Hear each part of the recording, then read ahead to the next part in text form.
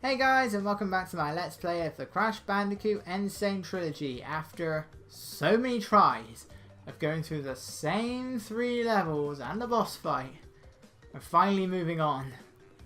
The generator room. It's a color gem level, so we can't die once we hit the first checkpoint. And this does have some rather awkward 3D platforming in it. So, I don't know how long I'm going to be here.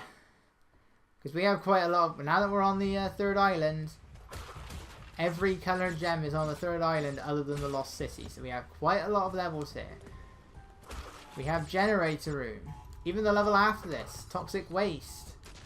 That's another level that we can't die in. I think Toxic Waste is after this. Then we have Lights Out, which requires us to go into the lab. So both of those levels we can't die in. They're all other than the Lost City on the third island. And some are definitely harder than others. And of course we have Slippery Climb. You can get these on the way back or the way there. You can get them on the way there or the way back. Right, the moment you jump on this thing, it triggers a time limit. But this thing will fall down eventually, but you have plenty of time. I'm guessing it said you have time to collect the Wumpa Fruit. You know, I can't pick them up, so I don't know why they bother. But I think it does fall down eventually. You are given quite a lot of time, but amazingly, I have failed there. But we've hit checkpoint now. And this is the only level. This level is kind of like the tomb levels. Like, again, I've forgotten the level's name. I always forget the name of that level. I think it's just called Temple Ruins. And Jewels of Darkness, which we'll be coming up to later. It's kind of like that, only it's like all mechanicized, whatever the word is. So there's now machinery everywhere, which kind of makes it weird that Jewels of Darkness comes after this. But it's the only level that looks like this. So I'm not sure, do you count this as a standalone level? Do you count this as a temple level? I don't know. Right. The perception of where those robots are is a bit tricky. Yeah, the bouncy crates don't bounce on Crash's head. That would have been funny. I would have liked it if it did that. Right, I've got to mind your timing here because these things do move back. As we saw in Heavy Machinery. This is the only time we ever see these platforms move diagonally. It's not like we have to do any diagonal platforming, but it is the only time they move diagonally. That's the final checkpoint, but I really hate the upcoming 3D platforming section. Oh, no, we're not there yet. Let's just go here. Whoa, barely landed on that. Remember my complaints in about the these pipe things in Heavy Machinery? Try doing it in 3D. Especially now that I've gotten hurt. I mean, I still have an Aku Aku, but still. What you kind of want to do is you want to let the things push Crash a bit. That way you have a better idea of where you are. There we go. At least none of them are hot, because I think they wanted you to do that strategy. Ugh, barely landed there. And now we get the, now we're told of the safety stuff. Whew! I barely got the gem there. Yeah, maybe that's the joke. Maybe that's the joke that only now they're warning you about the dangers.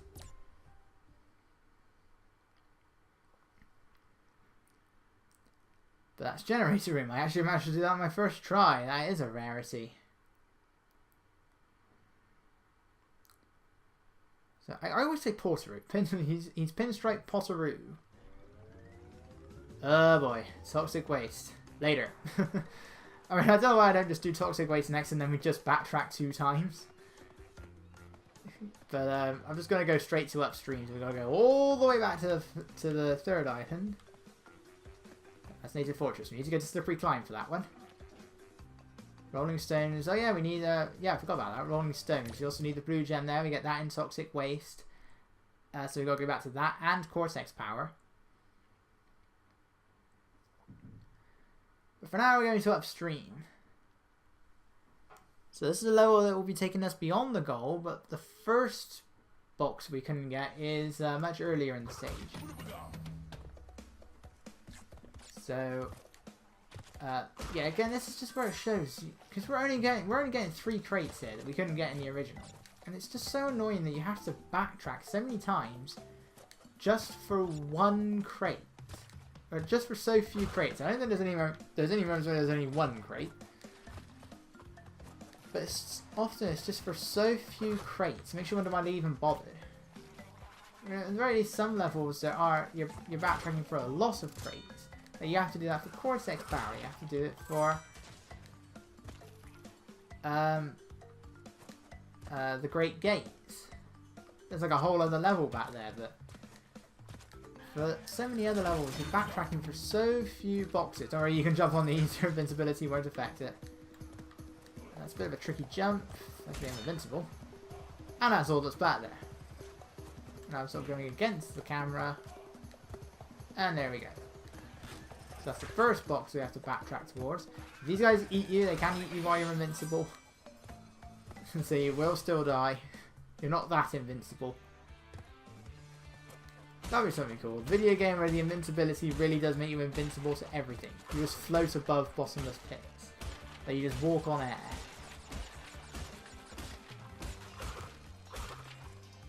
There we go. Look at all these extra lives that I no longer need. Kind of makes Castle Machinery seem a bit pointless. I mean, if you just reset the game in the original Crash 1, yeah, it could help you get some extra lives.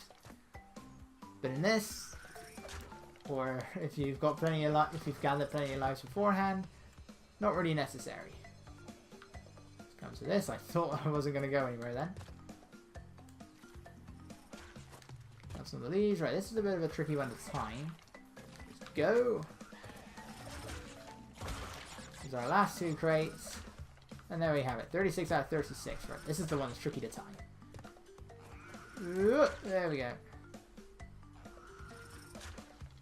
It looks like I did have a slight upset. Okay, okay. Oh, they're not instant death. I could have sworn they were instant death. Maybe it was in the original they were instant death then. I don't know. I could have sworn they were instant death. Oh, well, I'm not complaining. Crash almost looks like he's not sure whether or not he should actually be cheering. It's a bit different in this version. In here it's like a ha where he is voiced by Jess Harnell, as he's been since Crash of the Titans, I want to say. When Jess Harnell first appeared in Wrath of Cortex, he was Lolo, the wind elemental. But he's the voice of Crash as of at least Crash of the Titans, if not maybe slightly earlier. I want to say Crash Nitro Car or Tag Team Racing. Not exactly sure, but yeah, and this is more about ha. Whereas like in Crash 1, it was more of a ha kind of sound. With a really weird looking face. I mean, Crash's model was a bit weird in Crash 1. Like he does have a different model in Crash 1 compared to the Crash 2 and 3. He's a bit less expressive. And so certain things do look a bit weird on his Crash 1 model. Still better than his Crash Bash model. He's constantly got that where it really looks like he's on drugs. But anyway, Toxic Waste. I hate this level, no matter what version of the game I'm playing. Because you gotta avoid the barrels. The barrels hurt you. I've already taken 1 hit on the barrels that I shouldn't be getting hit by. Now these barrels aren't so bad. It's the barrels that bounce that are bad. And I think this is where we get introduced to them. And because I'm doing this for the commentary, I also can't hear the barrels. So you have to use your ears here, which I currently can't do. I need like a headset or something. It's one that will allow me to hear the game. But hopefully won't affect the recording in any way. I don't know if that's possible. Sure it is, but I don't know. I'm pretty sure the PlayStation 4 wasn't designed for Let's Plays in mind. Even though that's such a common thing nowadays. Oh! That was my stupidity, that one. That was very much my stupidity. Why did I do that? That was clearly a TNT crate. And the barrels, you know, they're color-coded. You can tell what's what. Then maybe the lighting makes it a little bit harder to tell which barrel was which in this, but yeah, it's not hard. One bounces, one doesn't. And now they're all bouncy. Whoop! Got that. But you have to make you sort of, and I swear there's a part where you have to take a hit towards the end, which is going to be causing some problems for me right now. Ooh, barely made that. I mean, it doesn't really matter here. I can die here, but not later on. And now an ad has appeared on my computer screen. Whoa! I definitely clipped through the barrel there. Ooh, yeah, thank you, sideways movement. Wow, it's the first time I've ever managed to do toxic waste in one go. Yeah, Crash's eyes can be a bit weird in the lighting. I think I definitely saw that. Certain times the lighting does make Crash's eyes look really weird. But yeah, managed to get that in one go. Now we have a boss fight up next. It's Pinstripe Potteroo, but we're going to be doing some backtracking just before then. And first one, let's just go straight to Cortex Power, just get it out of the way. Rolling Stones is easy. Cortex Power isn't, because we're backtracking. You sort of got to make sure you know which pathways you're supposed to be taking. And there's the section towards the end where we saw all those outline boxes. Thank you. Where we saw all the outline boxes. You now got to bounce on each of those individually, just like the first level. Oh! And that was stupid. But at the very least, I can die. This isn't a color gem. I can die. So I have that. As long as that doesn't mean that we should be dying. My sense of timing is terrible when I'm also commentating. My sense of timing isn't that great anyway. Time management, what is that? Because there's one part where you need to backtrack just for like one box. And I really hate it when they make you do that. I mean, even this, because that's what Piston It Away does in Crash 2. You have to go along the main, you have to ignore the death route, then go along the main path, just to break one box. That's also where the bonus room is. So just to go on the bonus room and to break one box further down the stage where you then have to backtrack. Which includes a point where you really are going to struggle to not take a hit. As well as requiring you to know that you need to ignore an enemy in order to actually get the gem. In order to actually get back on, continue your way up the pathway. So if you kill the enemy, you're stuck. I think maybe a very well-timed slide, jump, spin can get you out there, but it's difficult timing. For some reason you can't jump over that.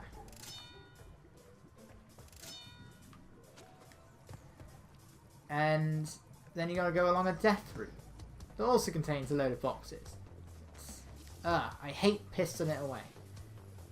It pistons me off. That was terrible. I love the name. I love the name Piston It Away, but I hate everything else about it. This guy, I think he does turn around eventually, but yeah, I can never tell am I backtracking for a reason or not. That was badly timed. Oh, I really should have gone for that extra life. Cut. It was a waste of time. There's nothing back there. See, you just don't know. That's the problem. You just don't know. Oh, the camera's actually behind Crash now. But you have to backtrack to find that out. Just jump on this. Ooh. Just keep going. You think I remember by this point, but I don't.